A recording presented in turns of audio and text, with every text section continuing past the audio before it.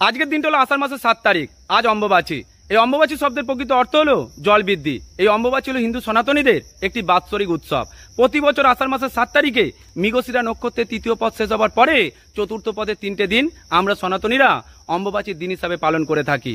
আমরা সনাতনীরা বিশ্বাস করি এই পৃথিবী আমাদের মায়ের সমান।